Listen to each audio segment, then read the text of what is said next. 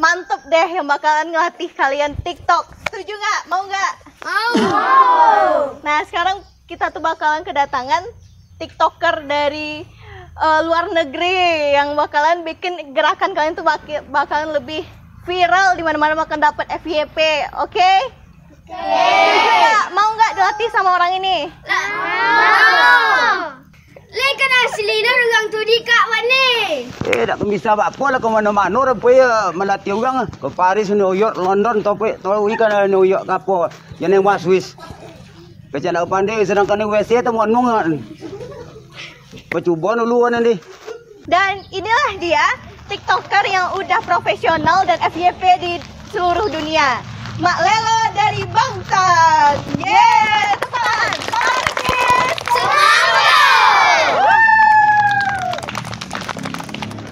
Kalau anak-anak mau belajar sama saya akan berbahasa Minang, bahasa Indomitolu. Indonesia Minang bahasa Tolu. Nah, jadi tengoklah bahasa Ambo. Ambo bisa bertiktok sampai ke luar negeri. Sedangkan orang Amerika aja temuan mencelik Ambo. Jadi tolong tuge TikTok Ambo yang pertama. Oh, yang kedua tu. Jadi tolong tuge yo. Bapa cara cicu TikTok apa kok? Ditolong perhatian. Yuk lah ya anak-anak. Ya. Yuk. Garang teh. Iya. Tu lai tak semangat teh wan mo.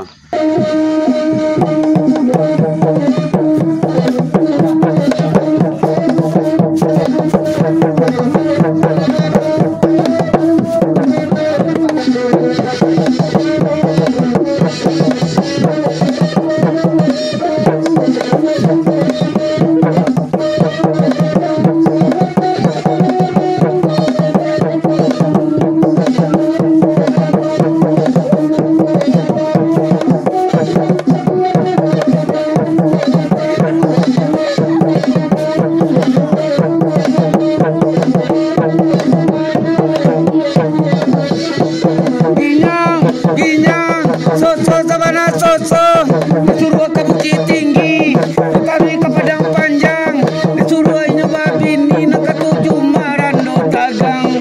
Apa lagu no parut, hari ke tumangatu, latih ku teletak, ibu telia manci batu naratu.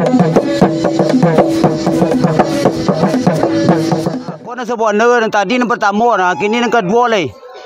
Kau joget India nama, joget kan sawung nama. Bisa kombang, bisa kupi, bisa awak jatuh deh. Berjoget lebih kau ke ha. Tak lomu kombang boleh deh.